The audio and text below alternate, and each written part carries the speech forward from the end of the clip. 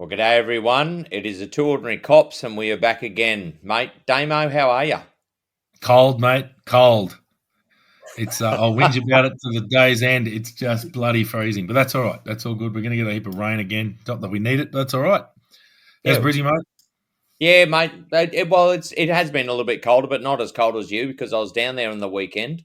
We got to catch up and have had a great old day on the Saturday, just catching up and having a yarn and had a little fire around us, and yeah, mate, it was a fantastic day, and I miss those days. It's what we used to talk about in the police about having the police club and all that sort of thing, just catching up and telling yarns, and we can just tell our stories and don't have to worry about anybody else listening. Yeah, no, people get it. It was good.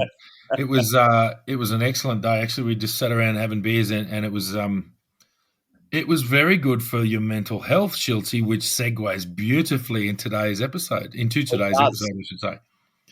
Yep. So we've got a very special guest again. We've been having a few guests on lately, and they just seem to be getting better. I mean, not knocking the people who've come before. That's going to cost me beer, but that's all right. I'll buy me. It will do. Yeah. So today we have a very special guest who is a former civilian intelligence analyst with the Queensland Police Service, and has now gotten out, went through some dramas with some pretty full-on operational support, which she'll go into. And has now formed her own company in Brisbane, and it is specialising in the operational performance and recovery as an operational and performance and recovery trainer, talking about nervous system dysregulation in first responders and the ways that people can deal with that both operationally and in their private life. So welcome, Karlie Fleming. How are you going?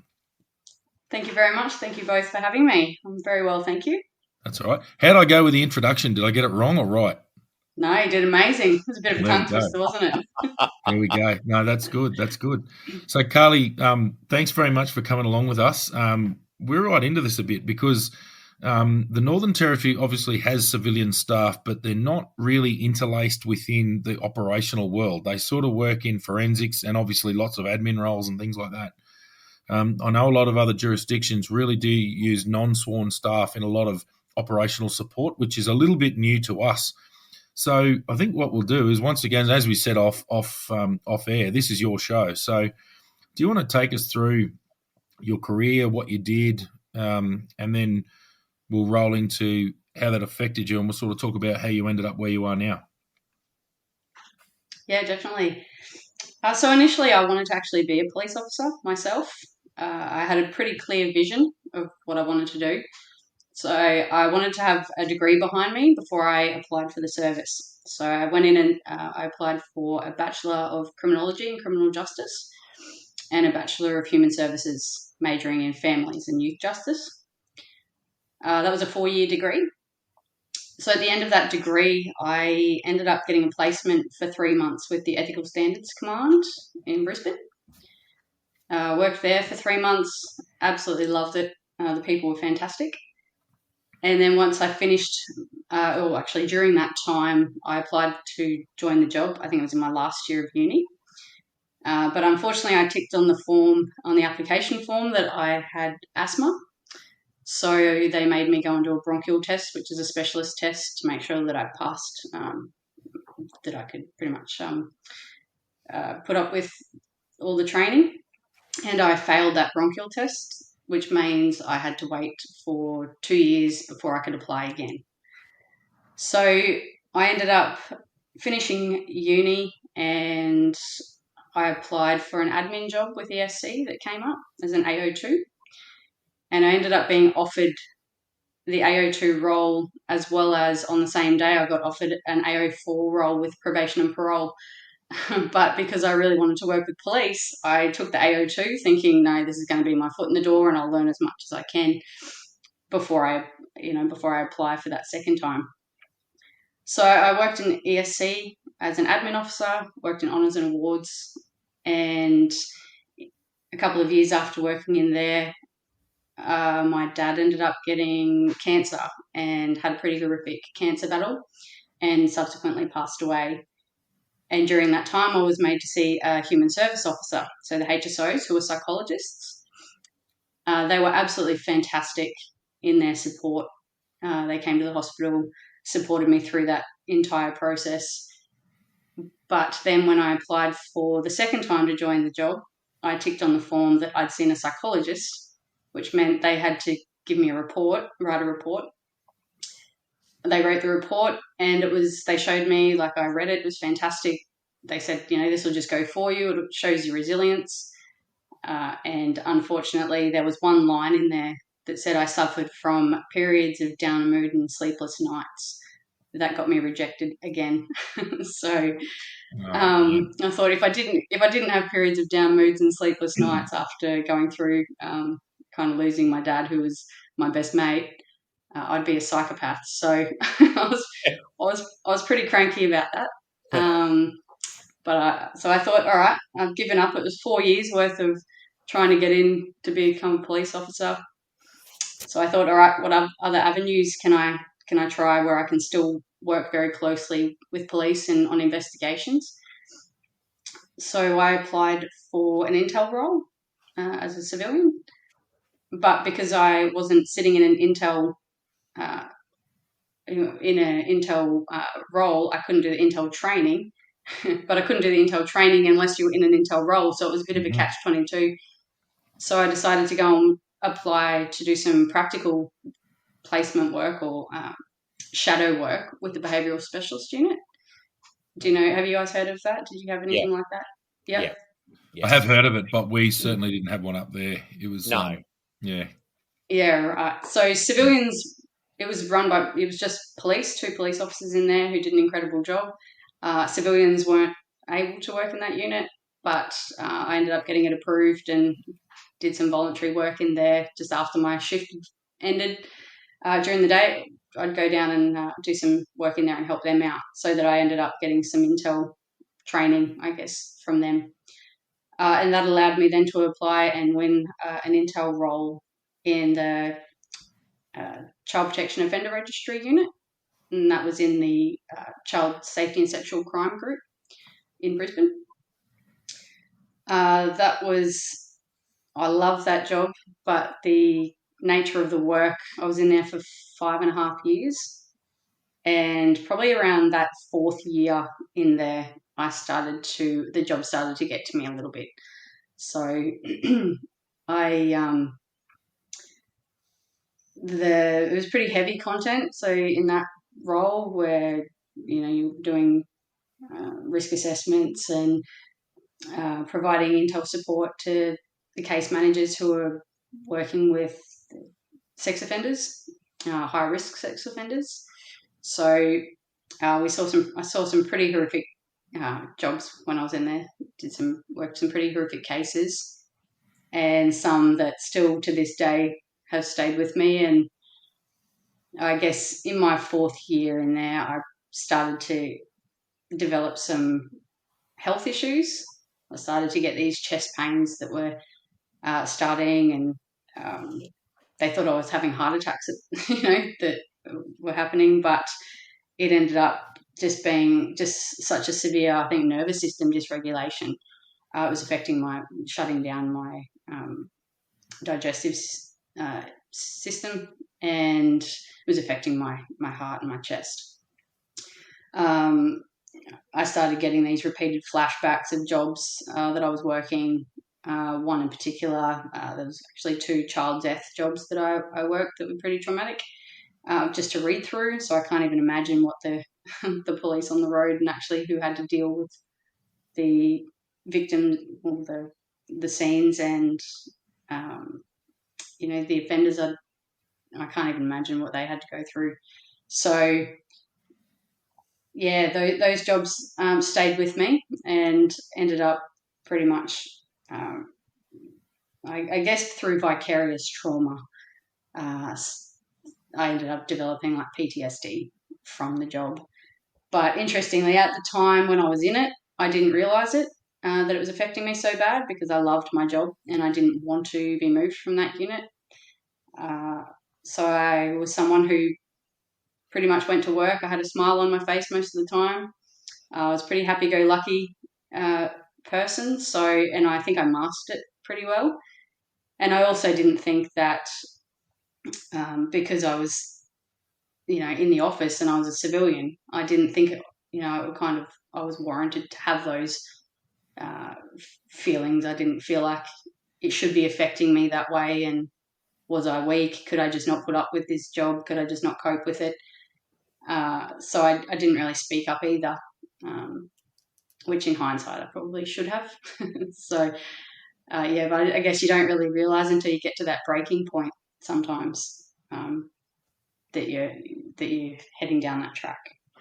So I ended up working this one in particular job that I worked on for about 12 months, and that was kind of the straw that broke the camel's back for me. It was a child trafficking job. It was pretty big and didn't really go in the direction that I thought it would, or that I was hoping that it would go. There were some moral injustices there that I really struggled with, and I ended up snapping at work one day pretty bad, which was very out of character for me. But as a result of that, I was told, you've probably had your time in here. 5.5 years is a pretty long time in that unit, dealing with the nature of the work that we were dealing with. So I was made to go on leave for a few weeks. And whilst I was on leave, my mental health kind of declined even more rapidly, I guess. I was waking up in the middle of the night crying with just not understanding what was going on. I couldn't eat. Every time I ate, I'd end up with these chest pains. I was getting, dizziness and nausea all the time. Couldn't sleep, so insomnia. I was having flashbacks, even though I never saw the scenes in real life. Just reading the material that you're reading, seeing photos and videos, create pretty strong pictures in your mind. So, I was still seeing these visions, images in my mind, and kind of haunted by a couple of jobs that now, thankfully, through the work that I've done over the last couple of years, I've learned to, let go of the emotional attachment to it. So you still have the memories, but the emotional attachment isn't there. So, which is good. So then, I went on to, after working in there, I was moved to the Covert and Specialist Operations Unit, and I was tasked with setting up the tactical intel capability in that unit. Absolutely love that job. That was by far the best part of my career. There was just myself and another civilian that were in there creating this new intel capability, and they had never had intel support before, so it was a very police-dominated role.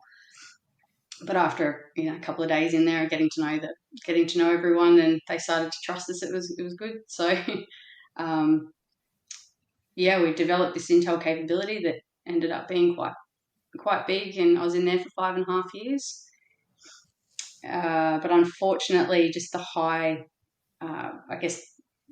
the high demands and the pressure of the job, and that constant, you're constantly on the go, switched on from the minute you got to work, on the radios, providing tactical intel support to the teams in real time, prepping for jobs before the teams rolled out. So, and the fact that I worked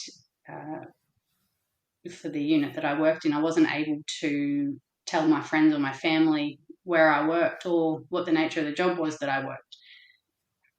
And again, I dealt with some and worked on some very high-risk jobs, a lot of CT jobs, your homicides, your bikies, the kind of the worst of the worst. Karlie, I'll just inform everybody, CT is counter-terrorism, just so everyone knows. Oh, yeah, sorry. Yeah. No, you're right. All's well. So even though, and I used to, I tried to get out on the road as much as I could with the teams if anyone wanted to take me. So we got invited to go on. I'd go out on the road sometimes, which was great. It was a lot of fun, and kind of worked very closely with the officers in there. And you kind of felt like one of the team. We were treated like one of the team. It's fantastic, but again, just being switched on all the time. even I was extremely hypervigilant when before you would go to work, you'd be making sure you weren't followed. When you left work, you're making sure you weren't followed. I was constantly scanning number plates when I was on my way home. If I was out, especially in crowded places, I was very uncomfortable. I guess because of,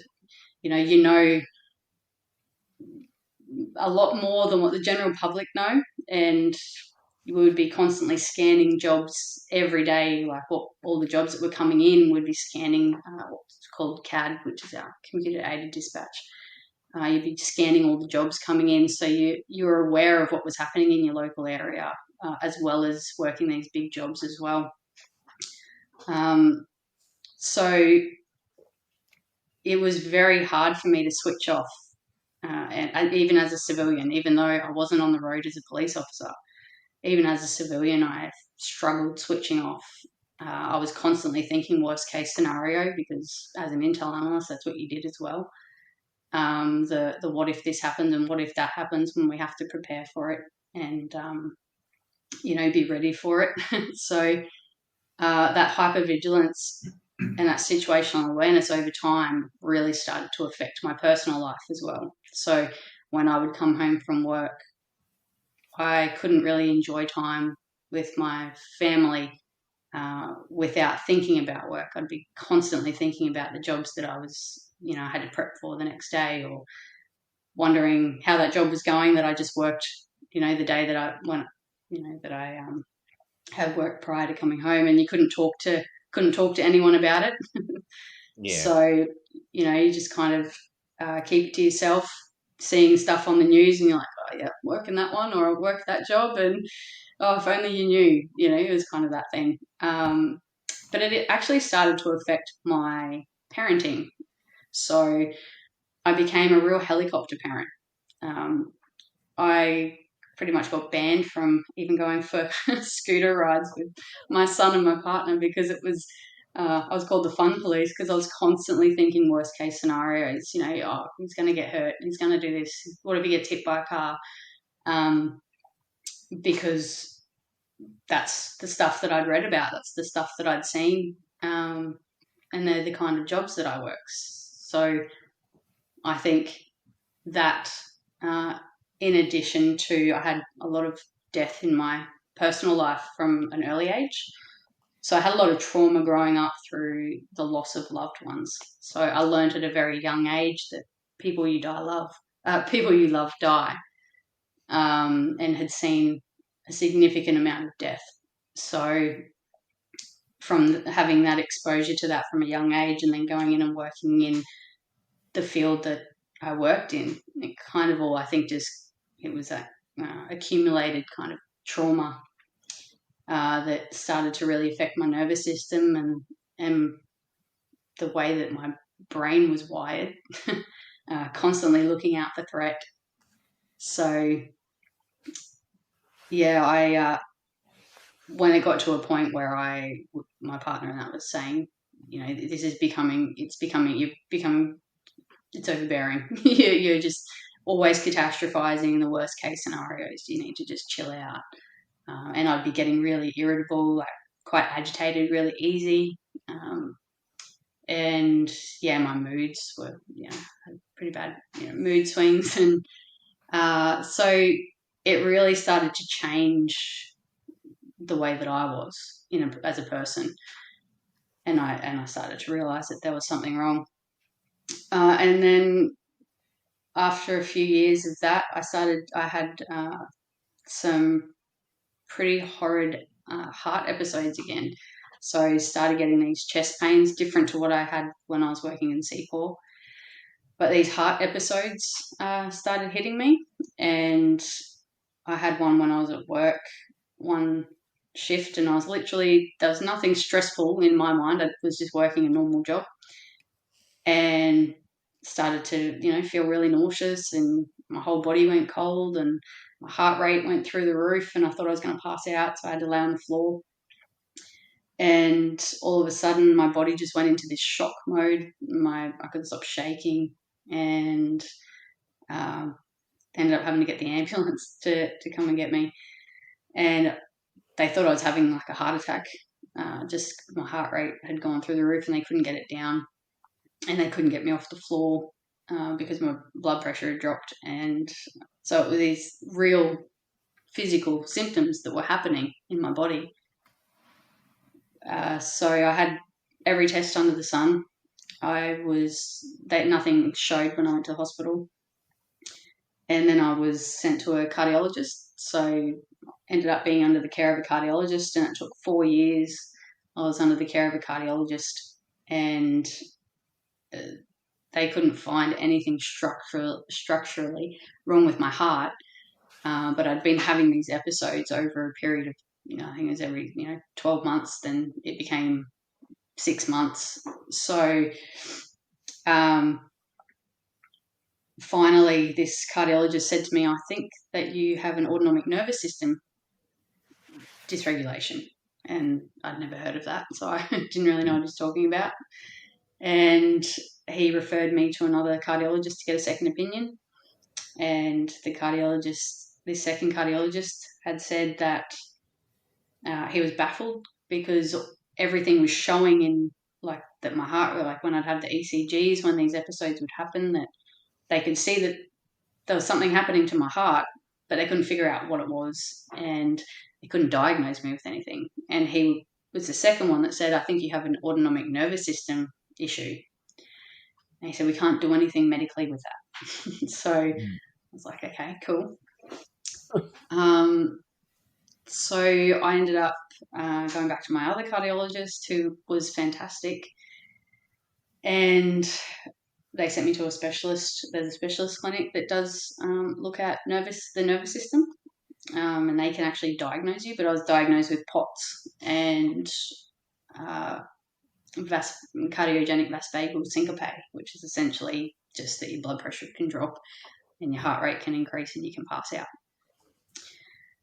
And so I'd exhausted all the medical avenues, and so I ended up going down the breathwork avenue, really. I knew someone who was a breathwork coach, so I'd been kind of watching it on the sidelines, and I'd heard them talking about the nervous system. So I ended up going to this another breathwork coach, and my first session with him, it all just made sense. Everything he was telling me and teaching me about, telling me about how the nervous system works, that was exactly what was happening to my body physically. And it was as a result of just chronic stress, chronic being in that hypervigilant state and not being able to switch off. So nervous system dysregulation is essentially when you're in that fight or flight state constantly, and it gets like stuck in the on button, in the on mode. So anyway, I got to a point with my health that it was getting worse. I had an idea of what it was, but I was still struggling to control it. So I started implementing the practices of the breathing exercises and that I had been given. Now, my health had declined pretty rapidly over about a 4-month period, early last year, actually. So I ended up, and I had moved into another role. I had to step away from the covert and specialist operations unit just because I couldn't keep going at that pace. So I ended up going to a school support officer project, just for something completely different, away from working on the worst of the worst jobs. And it just kept kind of spiraling my health. So I got to a point where I couldn't even get off the couch without my blood pressure dropping, my heart rate going through the roof. I was nauseous every day. I was dizzy every day, and I had really bad chronic fatigue. And I thought, oh, this is it. This is my future now. And I have a family member who is an ex-copper, and he was he's an absolute beautiful soul. And he was in the job back in the 90s, I think, 80s and probably 90s. He's in for 10 years. And he's now in a very, very unhealthy way. I don't want to talk too much about his situation, but I saw where he ended up, and that was as a result of PTSD, chronic stress, trauma. And I thought, this is kind of where I'm heading if I don't do something about it. So I just kind of dive straight into really trying to downregulate, get rid of all the stress in my life. So I went on leave from work. Unfortunately, I had to separate from the QPS to take up a contract secondment because they wouldn't release me from my role in the intel space. They wouldn't let me go on a secondment, so I had to actually separate from the service to take up a contract. But because my health had gone downhill, I couldn't maintain that contract and the work, so I ended up having to let it go, and so I left the job earlier this year and resigned. But I'd gone on leave for a few months before that because I was just trying to get my health under control through minimising all the stresses that I had in my life, because that was pretty much what I was told from, there's nothing medically we can do, but when you have a nervous system issue, nervous system dysregulation, it's about that chronic stress. So you have to kind of rewire your brain and your nervous system to downregulate, to be able to switch off. So even just stepping away from the job, it took months before my brain really before I stopped thinking about the job. And it took about 3 months before I even felt that difference of, okay, I didn't even realize how heightened I was. But yeah, through the breathwork practices, like that literally gave me my life back. The nervous system education gave me my life back. And I realized then that there was a massive gap in the services that are provided to first responders. There's some incredible wellbeing services. I mean, the HSOs are amazing. You've got a lot of wellbeing initiatives and wellbeing support within the service for the police. But a lot of them rely on the police members to actually go and ask for help. A lot of them are reactive. They wait until someone's cracked before the services are offered. So, and I know just from the people that I know, my mates and my colleagues, a lot of them won't speak to HSOs in the job because they're worried that it's going to affect their career. And a lot of people don't want to talk about their traumas as well, or their experiences for a number of reasons, whether that's because they feel like they're told they're weak, or they think that it's weak to speak up. It's obviously becoming a lot more, people are talking about things a lot more now, so that's good. It's really important. But I feel like the nervous system education that I'm trying to teach people and providing like real evidence-based tools to downregulate and to try and switch out of that hypervigilance state after a shift, like, it's really important. And it's tools they're free tools. They're tools that we can use ourselves whenever you need them. It could be, you can use breath work in an operational sense. So if you're in a high-risk situation, critical incident, you can use the breath to kind of be able to think clearly and switch out of that fight or flight mode and just make really good tactical decisions in those high-stress environments. But the breath work is also really good for people before they start a shift or after they finish a shift when they go home. they can utilize breath work and grounding techniques. And this is all stuff that I teach in workshops and in one-on-one support to first responders, because it's something that they don't have to talk to people about. They can just use it themselves. It can help with people who are, it can help with your relationships, whether it's at work, whether it's at home. How sometimes you end up in that quite reactive state. So, you're getting in arguments more with your partner or your kids, or you're at work, you're finding that maybe there's colleagues who are a little bit more reactive than they usually are. They're indicators that someone's going down that path, or could be going down that path, and they're heading towards burnout. So I've created a bit of a nervous system dysregulation, like the evolution of nervous system dysregulation, as an early intervention tool for first responders, so that when I'm running workshops, I take them through. It's a visual tool, but it's also talks about each stage of the nervous system dysregulation. So essentially, you might start, just as a quick overview, in those first couple of years in the job as a new officer, you're pretty excited to go to jobs, and you might attend a few critical incidents, and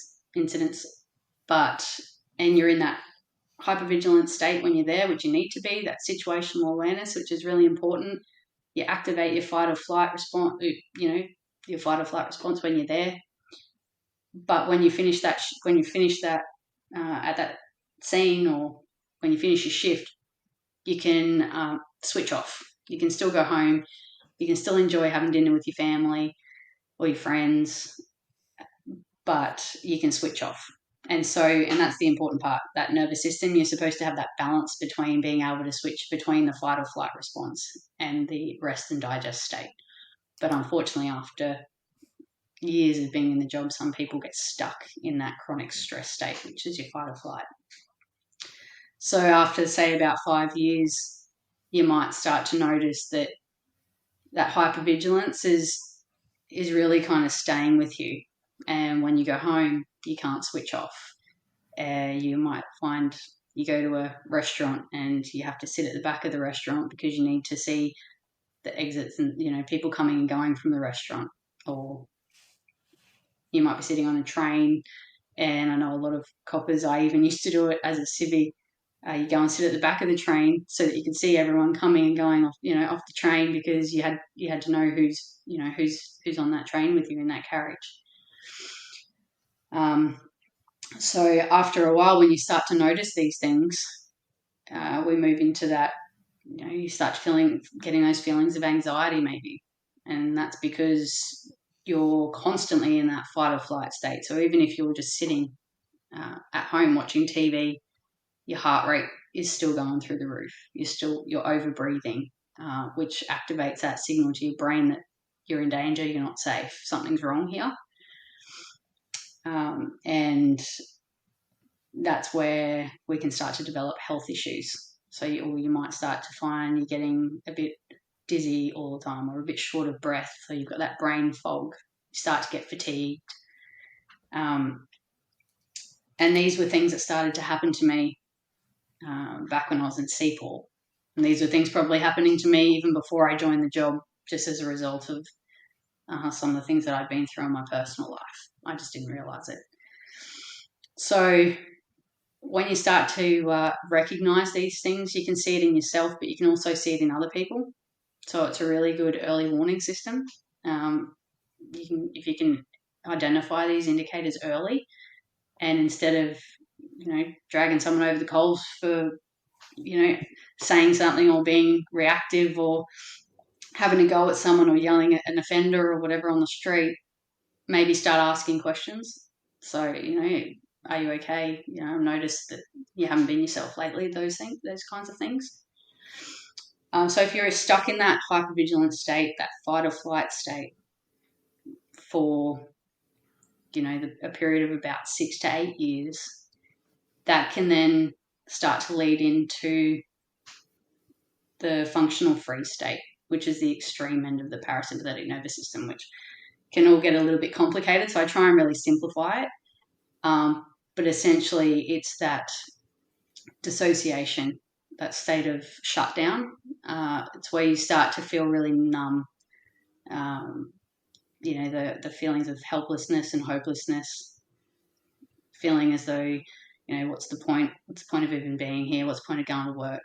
And you might see in your colleagues or your friends that they're starting to call in sick a little bit more than they usually would. They might be coming to work and all of a sudden they're very disengaged from work. They don't, might be sitting in meetings but not saying anything. You can see that the lights are on but no one's home kind of thing. And they just they don't feel anything anymore. So if you stay in that state, that can then lead into depression. And at the extreme end, it can lead into suicidal ideation and for some suicide. So, it's a very real thing, but it's not something that is spoken about.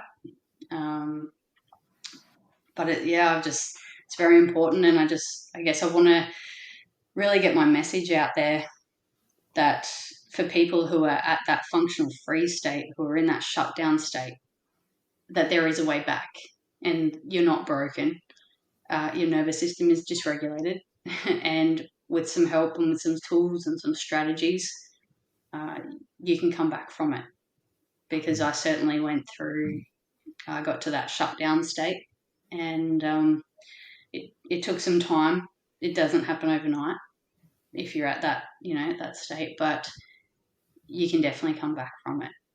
So it's about being aware as well. And once you've got that self-awareness, you start to identify it in yourself.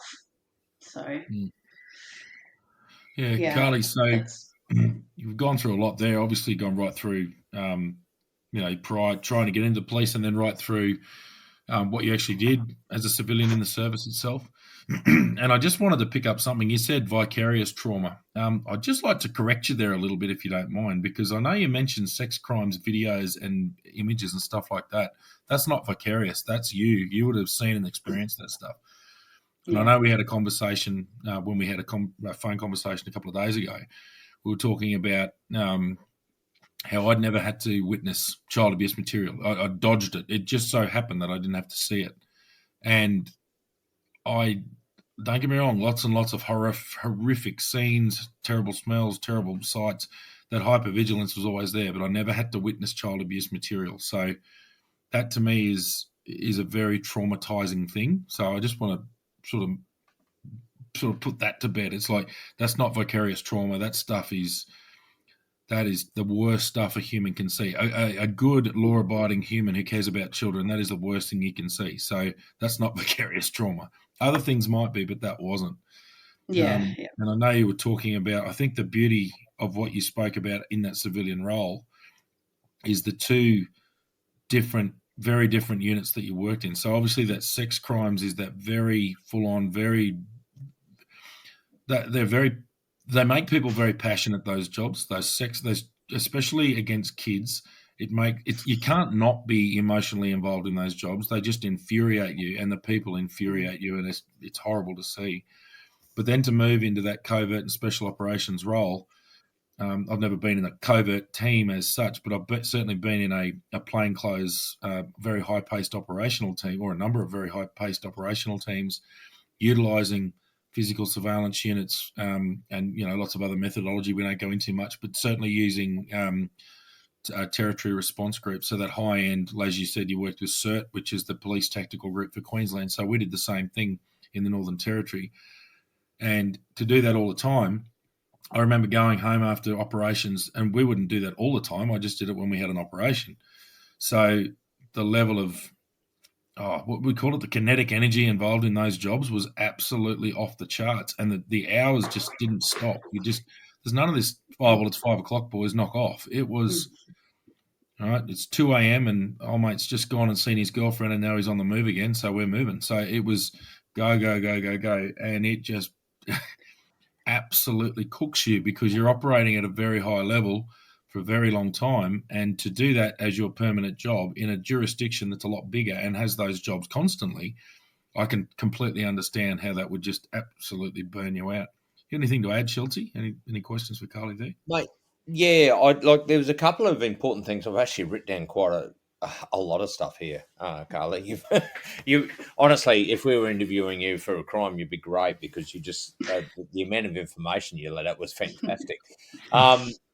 Look, the thing is, I think one thing I wrote is disassociation. So we get really good with disassociating ourselves from the crime because I mean, even when we're talking about child abuse and all that sort of thing, we kind of put ourselves in a different mind frame, which I thought was quite interesting because, people working behind the scenes mightn't have to do that. We had to be even nice to pedophiles, because we want to get them to talk to us and all that sort of thing. And it's that disassociation thing. So I thought that was, yeah. So I mean, you might have something more to add about that.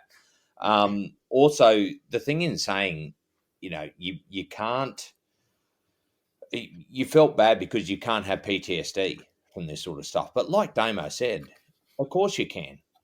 We saw one side of it because we were going to the jobs real, but reading, hearing, seeing the results, like how you got annoyed with the results of that one case, that happens to all of us, but you get to see the process that that the whole system goes through, and so the frustration is completely understandable. Um, yeah, so it's you can the more you read about that stuff, the more you see about that stuff, and of course when you're seeing it, it's different from people seeing it from the press. You're seeing the facts because that's coming from real life intel. The police officers taking the evidence and all that sort of thing. And I thought that was quite powerful.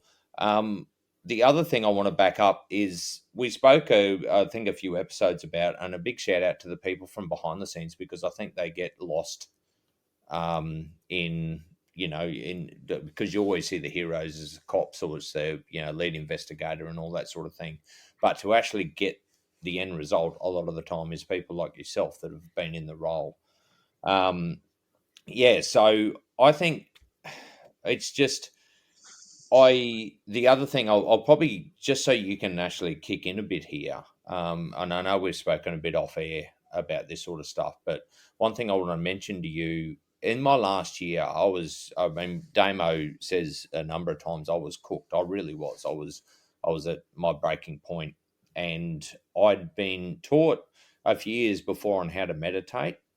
And honestly, I reckon that last year in the police out at Borroloola, there's a lot of times I went home at lunchtime to meditate, and that's the only way I got through the rest of the day.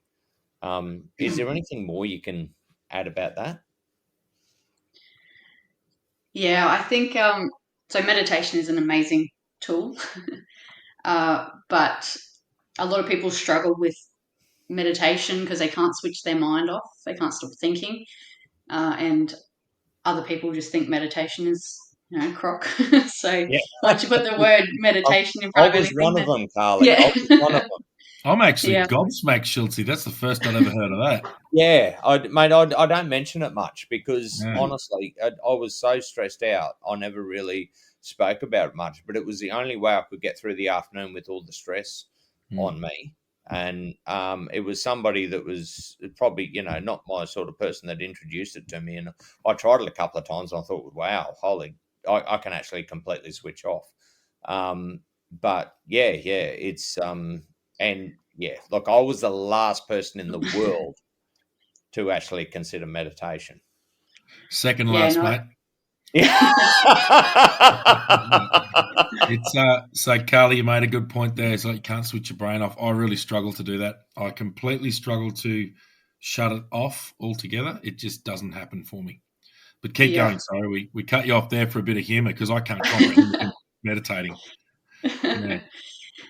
No, I think so that's a bit of I've got in my slogan finding strength in stillness is because being able to sit in silence and to stop is a very difficult thing to do, especially for first responders, I think.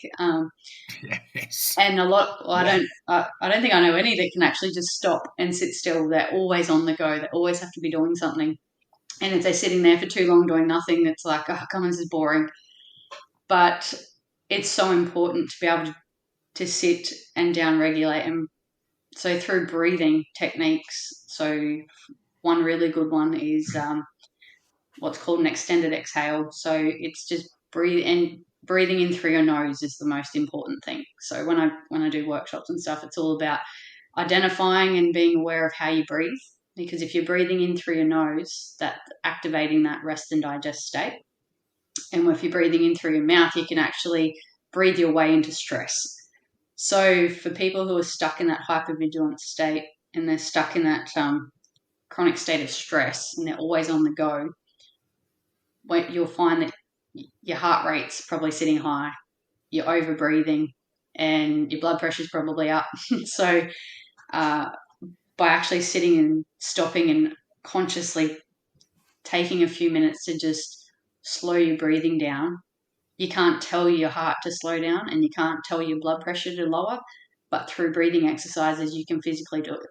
So that's where teaching people how to downregulate their nervous system through things like breath work is really important, because it only takes a few minutes. And within a few minutes, after doing a couple of minutes of, say, breathing in through your nose for 4 seconds and out through your mouth for 8 seconds and doing it slowly, that can lower your blood pressure, can lower your heart rate, it can lower the rate of breathing, so how many breaths per minute that you're breathing. And it can signal, your brain will then signal to the rest of your body that you're safe and you can calm down. And it activates then our thinking part of our brain again. Because when you're in that fight or flight state and you're in that hypervigilance state all the time, sometimes, I don't know if you guys get it, but you can get a bit of brain fog and you can't think clearly. It kind of switches off that logical thinking part of the brain. Just on that, I train first aid now, and I always tell people that I think first aid was always trained very poorly because it teaches someone who's thinking clearly. When you're having an adrenaline dump, like you will be, if you're performing CPR or you're dealing with someone with a catastrophic wound or really badly injured at the higher end of first aid, your IQ drops. I remember it plenty of times where I did have a big adrenaline dump, and then look back and go, why did I do that? Your IQ, you drop to your lowest common denominator when you're under that stress. It becomes that real, everything gets shed except for survival. And I think that's really important for people to understand, that you can only think big, dumb things when you're in that state. So to be there all the time, it would definitely be, and I get this. It's just, I sat there nodding the whole time you're talking because I completely understand. Like I've said before, Schultz and I are very lucky. We're not very, very mentally unwell. But when you talk about that hypervigilance, mention putting you back, we don't really go on trains much. There's one train in the territory called the GAN, and it costs a fortune, so we weren't on it. So that have you back in a cafe to the wall, knowing where the exits are, watching everyone is coming and going, that absolutely over-the-top situational awareness. Not just us, that's every first responder I can think of, but especially police, because police are looking for human behaviour. A lot of ambos are looking for a bad incident and all the rest, and fires are looking for escape exits and who knows what. I'm not going to speak for them. But police are looking for human problems. And I think that's where that really high level of that hypervigilance comes from. So, sorry, I didn't mean to interrupt. I just wanted to throw it in there that everything you're saying is resonating, that's all. Oh, that's good. Good to hear. I think if we can just give people the tools and the understanding and that awareness to understand how the nervous system works and that survival, being in that state of the survival state, how to kind of switch off and come back down from that. It's not saying that not every first responder is going to end up with chronic stress and PTSD and chronic health issues and everything, but there will be quite a large number who will. And even after the job, I did a presentation the other day just to the Retired Police Association. It was just a 30-minute overview of what I'm doing. And yeah, to have a chat to them, it was just a wonderful experience to be able to talk to them and see how they're going. They've been out of the job for 30 years, and to hear how the job affected them. And even now, one of the gentlemen was saying 30 years later, and he still gets called back for, he was in homicide. So when they open up the case, that he has to go back and give evidence. And it was one that he really struggled with. So he can't, even 30 years later, just let it go, because when he does try, it can come back up, down the track. So, and it just refuels that, all that kind of trauma from the job that he was exposed to. And then I've had other people say they've been out of the job for years, and all of a sudden there's things that are triggering memories of jobs that they worked, 20, 30 years ago, so 40 years ago. Yeah. So, even when you're finished the career, I think it stays with you. So, it's never too late to still learn these tools and understand what's happening to your nervous system, and to know that, you can get help. So. Yeah.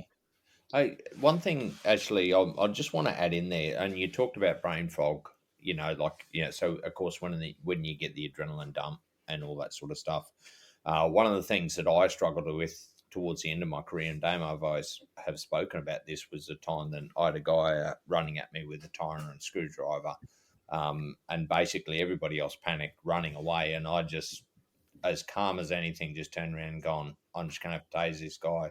I tasered him. My Apple Watch recorded my heart rate. It did not raise at all. I thought clearly the whole time. And that is probably one of the main times I thought there's something seriously wrong with me.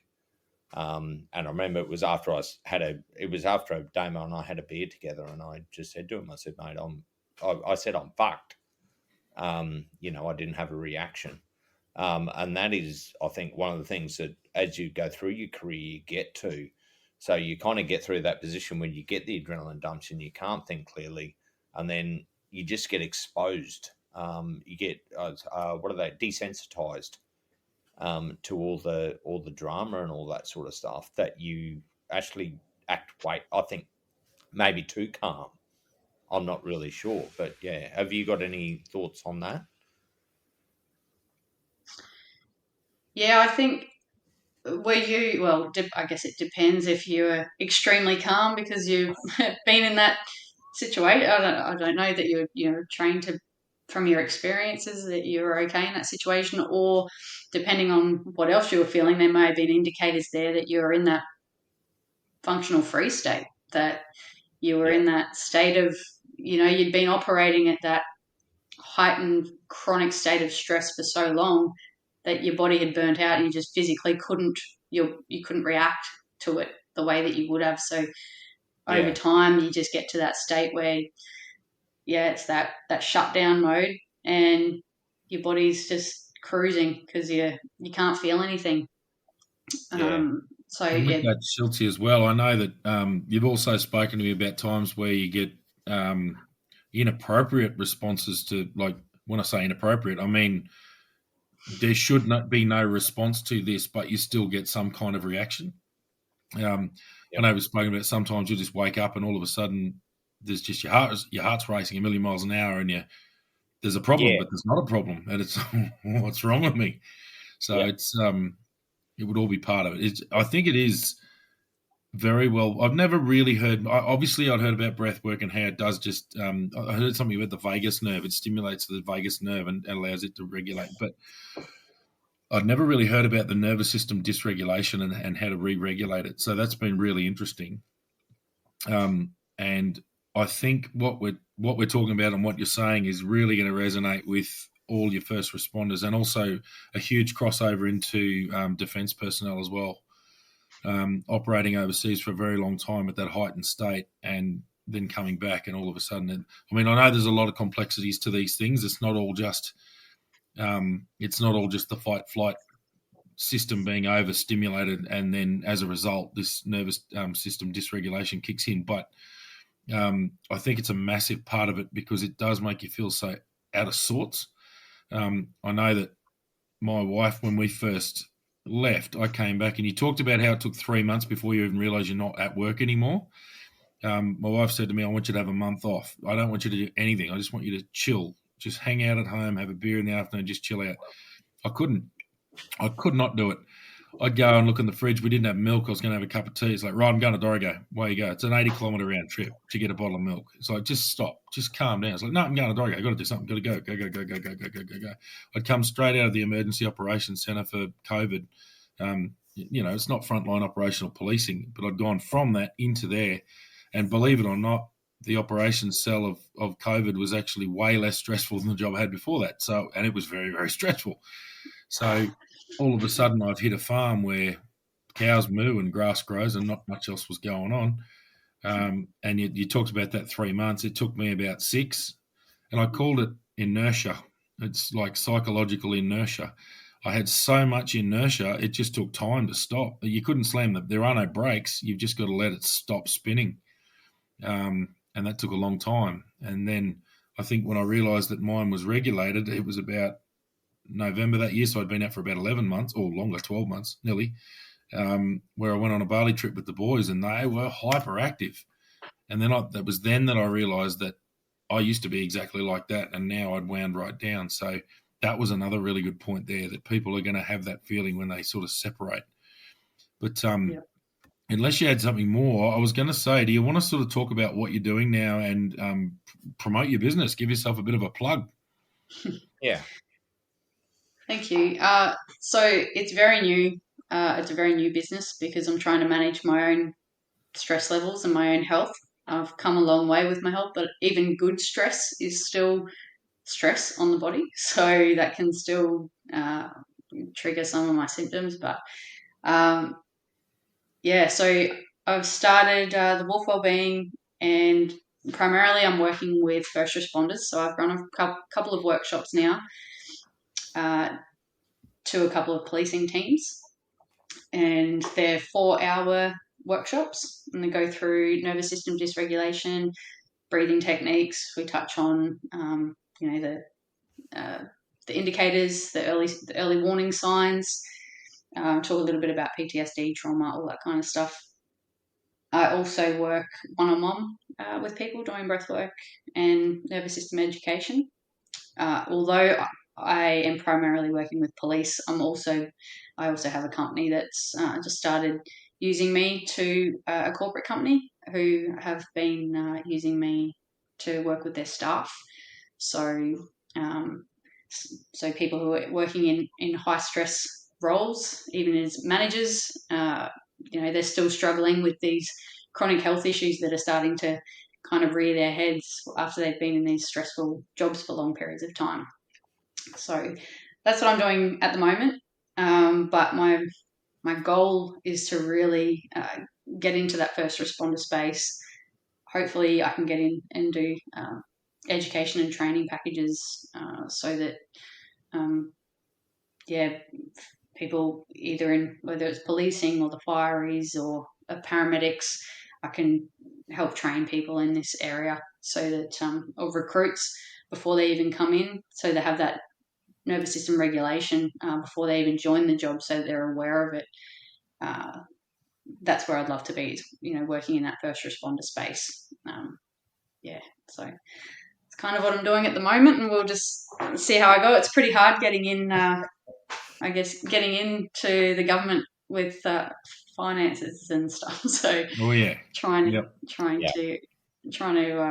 get some funding and just working out how I can get in and hopefully help somebody, because that's what I'm just trying to help prevent people from ending up where I did, and or if they're already there, to give them some strategies and hope that they can come back from it. That you're not broken. I've heard so many times from so many people that I've been in the job 25 years plus. Oh, I'm broken. I'm like, you're not broken. Yeah. So yeah. Mate, that's a very important, I suppose, thing to say because I know Damo and we've dealt with a number of people that committed suicide. Especially people have been in it long term and all that sort of thing. And there's always a breaking point for someone. It doesn't matter. And the thing is, whether it's sooner or whether it's later, it usually depends on either a accumulation of events or it could be one significant one, like you spoke about. And I know that when I was working in DV, it was a highly stressful situation. They would have us talking to psychs. I think it was every 3 months or 6 months. I can't really remember. Yeah, it was the well checks. It was a quarterly well checks. Yeah, and I remember one of the questions on the questionnaire was, do you ever wake up and feel like it's not going to work, or like it's not worth going to work? And during that whole time, never, ever in my time did I sit there and go, I would start the day and I said, you know what, we're going to kick ass today. And I would go at it 100%. And at the end of the day, you don't kick ass, but I mean, you get jobs done and all that sort of thing, and you go back and do it again. And this is years and years and years of doing this. And there was one day in Ramangini, I woke up one morning and I said, well, I'd start work at 8, but I was always starting work at either 6:30 or 7. And I woke up and I thought, you know what? Doesn't matter if I don't rock up. And if I rock up at 8, that's fine. And I knew then, just from that questionnaire from the psychs, that, yeah, my time had come, because I just knew it just I didn't have that same enthusiasm, because you've just been knocked back or smashed so many times. You're trying to make a difference and you're not making that difference. And it takes a long time to get over that. And I think, I think all of us have felt that. Wouldn't you say, Damo? Yeah, definitely. And what I think, one thing about Karlie's, the way that your business is structured, sorry, just in relation to that as well, is that it was impossible, and it is probably still it's still fairly impossible in the minds of people who are motivated to be really good police, to get into a really high impact, very active operational area that are in that role, like that DV role, or other roles such as the tactical response and all those really full-on, time-critical, extremely high-pressure jobs. Those people will ultimately end up normally suffering the most. However, they are very practical people, generally speaking, and they don't want to be victims. So to give them a set of tools that they can fix themselves, and like you said, they don't have to talk to anyone, they can just do it themselves. And I mean, it's not going to fix everything, but they're certainly going to go a hell of a lot better than doing nothing. I think that's really good. I think it's great, because the biggest problem for us was the stigma of being a victim. Is, I'm not a victim of bloody anything. I've just got a sore leg. I need to stretch it out. That's all it is. Just take away sore leg and add minor mental health injury. And that's how you do it. You've got to fix that. So, and I think being able to regulate the nervous system and remove that fight or flight goes a long way to being able to then regulate your thought processes and actually fix what's going on. So I think it's just an outstanding thing you're doing. It is a bit niche. It's the first time I've heard of someone who's actually going around coaching it. So that's really good. Well, we're supporters. We're all for it. Anything that can help people who are doing this job. And we're not big. We're a bit old school. We're still kind of, you kind of still need to harden up. Like, it's a tough job. You can't do this job if you're a goddamn wimp. And there's time for wimps. Wimps have got their place, but it's not in the police force, and it's certainly not in those really high impact roles. I think what we're talking about is those guys who are the really high performing, and all of a sudden the wheels fall off. And like you say, you're not broken. You just need to re-regulate what's going on. So I think that's my takeaway. It's just really good to hear. And look, mate, just before anybody goes on, I'm going to back that up. I've got a lot of mates that I knew were, hard, tough, and all that. And a lot of them have just gone, the wheels have fallen off. Yeah. And I think, just to back up what Damo said, have something like that. Like I said, that meditation for me was a godsend, really. It got me through the afternoon. And if you can teach that to people, especially early on, if I had that earlier on in my career, I suppose maybe I would have gone longer. I don't really know. But I think it's important that people can switch off. And Damon and I have spoken about constantly about the police club. That's what it was. It was a time to switch off. It was a time to, just chat to your colleagues about stuff that was going on. Dame and I spoke 100 times. We think we're reasonably mentally sane because a lot of us spoke together about, personal stuff and all that sort of stuff. And, it's in a safe space. It's important to have those spaces so you kind of get, I suppose, people that understand what you're talking about and people that are actually going through the same thing. But also to back that up with what you're doing and your breathing exercise. Breathing is one of the biggest things in when you're actually doing. Oh, geez, I've lost my mind now. When you're actually meditating, breathing is one of the biggest things. Yeah. If you control your breathing and just think about your breathing, so you're just thinking about your breathing in, your breathing out, it actually allows you to switch off. Can you, I mean, obviously you know a lot more about that than what I do. Can you explain a bit more about that? Yeah, so it kind of puts you into that alpha state. So when you're breathing, a lot of people who can't just switch their brain off, it's because they're still operating in that, that the heart rate's still up and they're still kind of activated. Or so when you slow down your breathing and you're consciously breathing less, that'll kind of then naturally put you into that really relaxed state. And then that allows you to actually then go in and do a really good meditation because you need to get into that lower alpha state before you to meditate. But it just quietens the mind and it kind of just allows you to completely come down and relax. I think what it did to me was take my mind off. If I concentrate on the breathing, it takes my mind off everything else. When I was in the DV unit, I remember saying that I couldn't switch off until I had 2 beers. Once I had 2 beers, my mind was calm. But if you can do it another way, because not everybody's a drinker.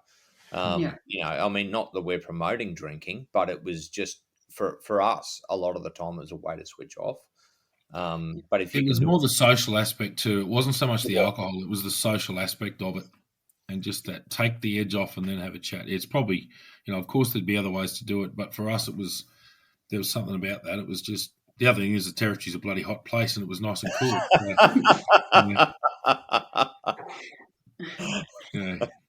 I talk about with the nervous system dysregulation and how easy it is, not easy, but how people end up with addictions through the nervous system dysregulation because they're looking for something to try and calm themselves, whether it's through alcohol or eating or drugs or whatever it is. There's a reason for that, and it's usually that nervous system dysregulation. If you're that hyper arousal, in that hyper arousal state, by having a few drinks, it brings you down a little bit, so you're feeling that calm feeling. But then people who are depressed might want to take something to uppers and that to try and to feel like they're alive again and feel something again. So this whole nervous system dysregulation thing it's very complex and there's a lot to it. I'm just trying to give it kind of a broad introduction, I guess, to how it works, so people can go and have a look start researching things themselves if they want to. But I know coppers like evidence, as do I. So when I do my workshops, one of the first things I do, because I copped a little bit of shit from a few people when they first came in, and they're like, "Oh, we're going to be holding hands and singing Kumbaya." So I said, "No, you guys can do that if you want to, but to kind of get people to realise that this is all scientifically backed and it really does work. I take metrics before I do breathing exercises, so they do look at their heart rate, I take their blood pressure, all that kind of stuff, look at their breathing rate, then introduce the breathing exercises, and it's only a couple of minutes, 4 minutes, and within 4 minutes of doing 2 different breathing exercises, we then take all those metrics again, and we have a look at the results, and the results are, that's what gets people to listen, because they go, "Oh, holy shit, my blood pressure just dropped, and I'm on medication for that. I'm on medication for high blood pressure," because when you stay in these states, a lot of the time you end up with cardiovascular issues or hypertension or diabetes and all that kind of stuff. So by showing people that, they can actually see their blood pressure coming down and their heart rate and their breathing coming down. It kind of, I guess, for people who don't really believe in it, or they're a bit, it's a bit woo-woo, I go, well, no, it's not. We're working with evidence here, so it shows people, and then they go, oh, okay, all right, now we'll listen a little bit more. So, but it is a very powerful thing. Like I said, it pretty much gave me my life back. That's why I'm trying to get the message out there. It's really important. Yeah. No, perfect, Karlie. We thank you heaps for coming on. It's been really good, actually. It's really good to hear someone else saying the stuff that we were just not scientifically minded enough to be able to eloquently state. Hey, Shilty. Oh, yeah, mate. That is definitely not part of me. No, but that's really good. So, Wolf Wellbeing is the name of your company, only newly launched. But how do people get in touch with you if they're I know you're obviously targeting that first responder, emergency services style of audience. Did you want to have other people being able to contact you as well? And would you like to let us know how you do that?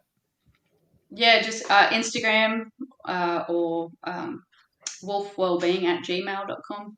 You can email me, but Instagram's probably an easy one if you've got Instagram. Haven't got too much on there because I'm quite new and I'm not really great with the social media side of things. You and us both. Yeah, it's it's not my forte, but if people reach out and message and want to have a chat, more than happy to have a talk to people. That's fantastic. Anyone that I can help, happy to try and help them in that space. Yeah. So, and look, we'll put that up on our socials as well. Hopefully, give you a bit of a kick along, because I think it's very important. You're very genuine, and what you're doing it for is the right reason. So, like you said, like Damo said, you've got our support.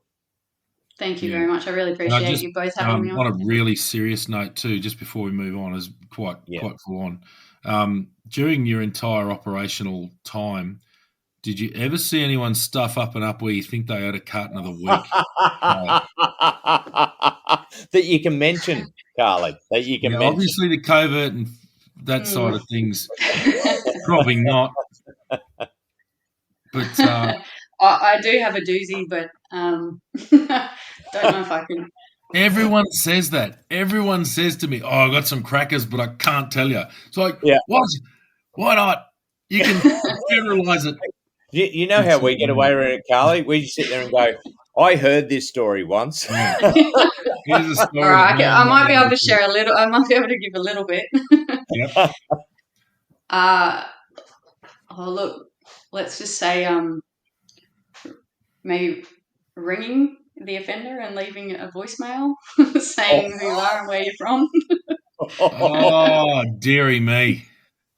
Yeah, that's definitely a cartonable offence. And that's easy to do. A lot of people who aren't involved in this will not understand how that's easy to do. I'm not going to go into methodology, but you get so many phone numbers that you're looking at and things like that. You're going no further than that. However, you're also ringing people who you don't necessarily know. They're not in your phone. You're ringing from phone numbers. And I've actually seen that happen as well, where there was a number that we were interested in, and that's all I'm saying about that. That was written down, and then there was another number underneath that as to our victim that we had to contact. And we went to ring that person, and they rang the wrong number, and the target answered. Yep. And to that copper's credit, they very quickly went, "Who's this man? What? Oh, no, sorry, brass, wrong number," and clunk. And that was it. And they did it really well. But the trouble is when you've got a hyper-paranoid person getting phone calls from people who they don't know, and then, Well, that's good. That's actually, I reckon that's not a bad carton. That's definitely a cartonable offence. Yeah. And there's probably a lot of people that can relate to that one as well. Yeah. in that sort of, that level of investigative role, they could definitely relate to something like that. A simple human slip up in a very, very high pressure environment. Yes. So, sure, it happens a little bit. That's a pretty good carton of the week. What are your thoughts, Chelsea? Well, mate, look, the other thing is this is going to lead on. We've got a couple of we've got a lot that have come into cartonable offences. One is I mean, even in the fiery world, which we know, fireys, we all think they're perfect, and everybody thinks they're perfect because everybody loves the fireys. I've said the joke plenty of time, why they're police, so fireys can have heroes, and that's just a bit of a dig at all the fireys out there, Yeah. but we love you, really. But, you do make mistakes every now and again. And, mate, there's a couple in here. There's a couple I can't really mention because, they're just quite big accidents where quite a bit of damage was done to the vehicle in question in the forest, which anybody can understand because when you're in those pressure situations. And before I mention this one, I'm just going to mention one in Catherine. I remember we had this car fire many, many years ago, and the local fire came out. They parked up their car, and problem it was a little bit downhill. And this car, of course, usually it ends up reaching the fuel tank. So the car kind of really burst, and we were standing. It was a cold night, so honestly, we're trying to get a bit of warmth from the car, from the fire. So we're still probably 100, 150 meters away. Anyway, this fuel tank just went up, and Yep. one of the conrods or something just went shooting down the road between all of us standing there. We're like 150 meters away, and this thing just shot between us, and we're just going, holy shit, we're actually still too close. During that time also, the fire had parked, where he was parked was over the gutter where the fuel started leaking out, and the fire was trailing the fuel, which ended up underneath the fire's Yeah. vehicle. Try and explain that. Yeah, you better move that one pretty quickly. But and that's a pardonable offence. Wouldn't you agree, So. Damo? Yeah. Well, I mean, yeah, it's bad enough that the fuel ran underneath the vehicle, but geez, had the car burnt, that's a carton. That's a carton. And quite a bit of an explanation too, but I think that's good enough anyway. So that's two. So Yep. calling Mate, the offender on a highly covert matter. I mean, it's almost a shame we can't completely explain that, but the methodology, I don't release methodology, so we're not talking about that. But Yeah. I'd be murdered. one aspect, and then fire is you got one job, and it's basically to put fire out and try not to burn your own vehicle. So that's always That's right. that's not bad. That's two. What are your thoughts, Karlie? What you happy with those two? Obviously, I think the fireys is great. I missed that. Say again. I just said I think the fireys is great. Yep, love it. Just the trickle fly down underneath the vehicle. Oh, God, love it.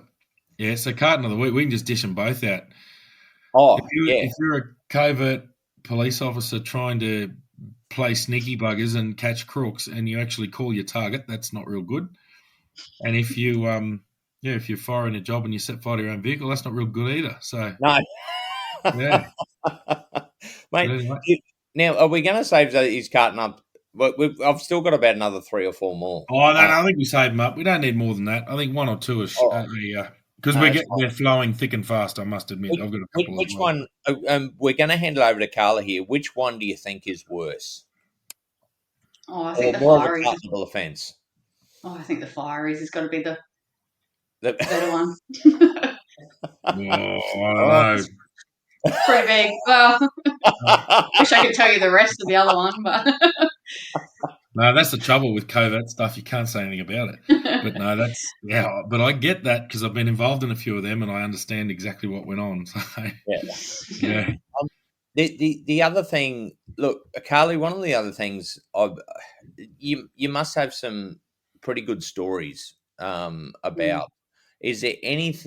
I know it's difficult, but is there anything you can talk about that really, I suppose, we Damo and I always we talk about the negative stuff a fair bit. But we always talk about the positive stuff where we laugh, and they're more the pardonable offences. But is there jobs that gave you a really good feeling at the end of the day?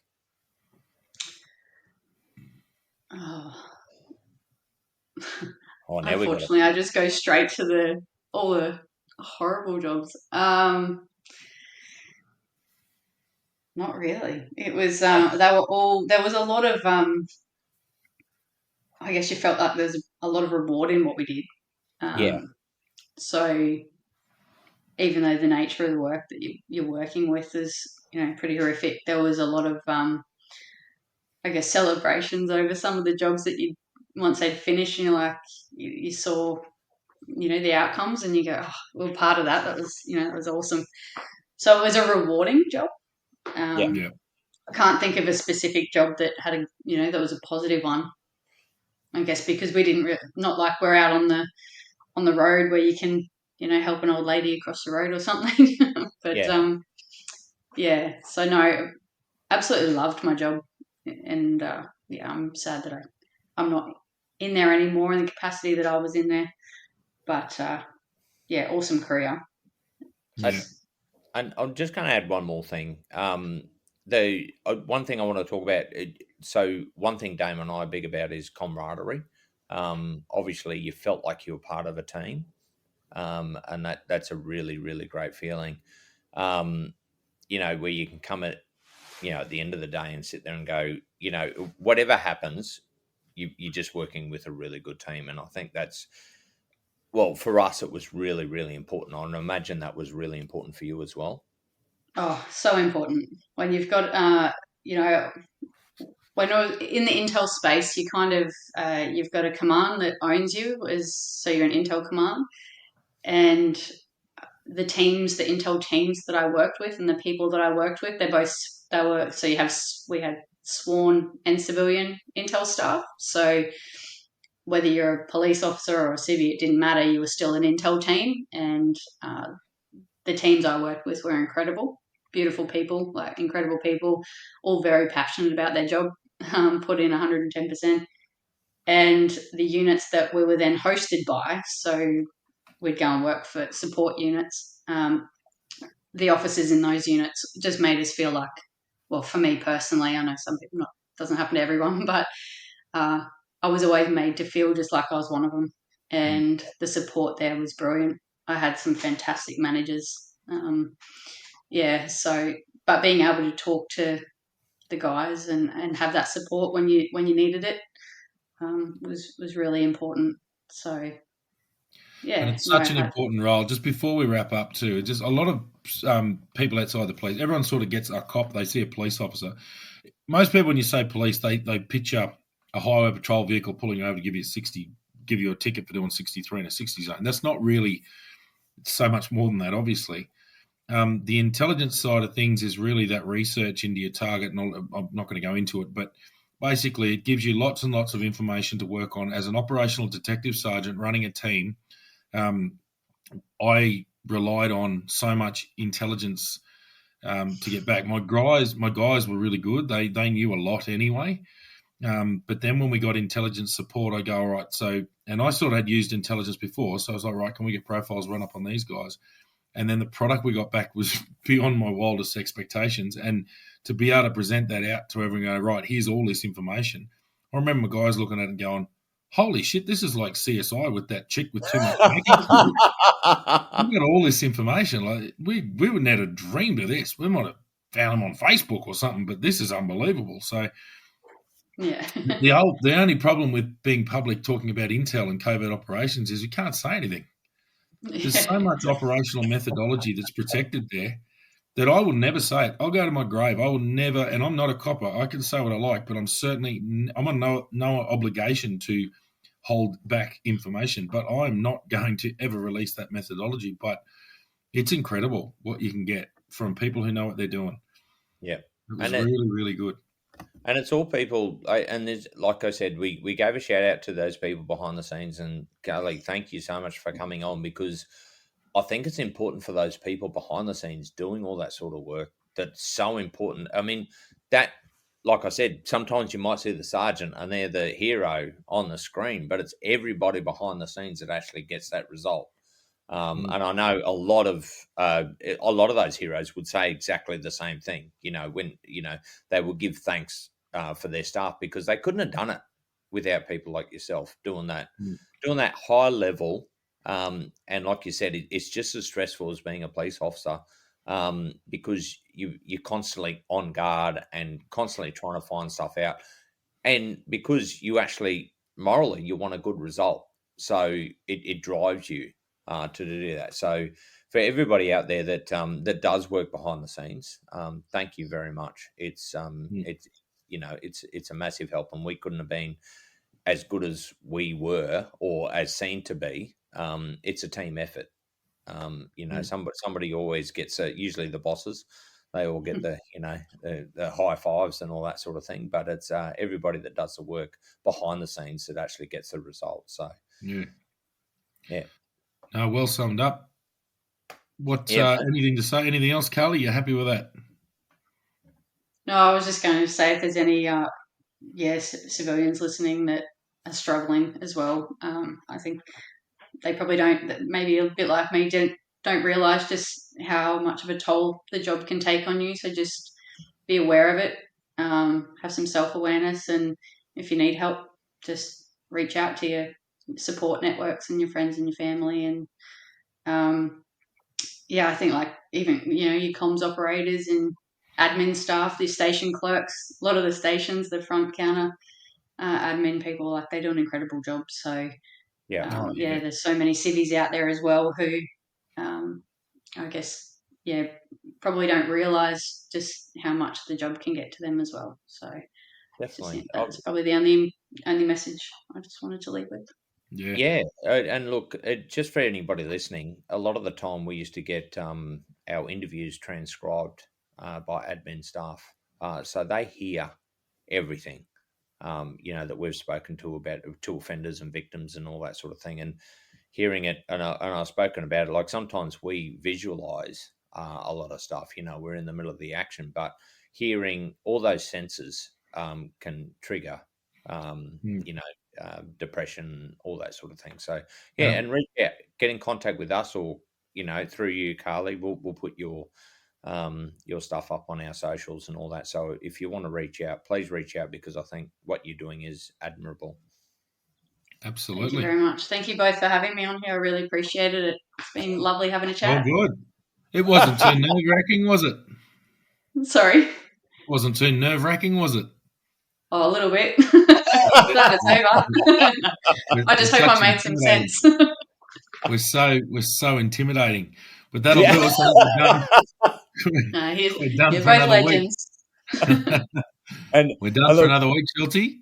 What do you reckon? Mate. Before I finish, though, I'm just going to have to mention this, and I am sorry, and I did mention it to Karlie the other day that, and my partner said it's great to have a female on, especially one that's gone through so much stuff and behind the scenes and all that, because she did mention it's too much of a sausage fest at the moment on the touring corp. So it's a chipolata fest, but anyway. Very good. On that delightful note, we'll probably cut it away, Shelty. Outstanding. So that's 200 cops for another week. Thanks very much, Karlie. That's been brilliant. And we'll be back next week again.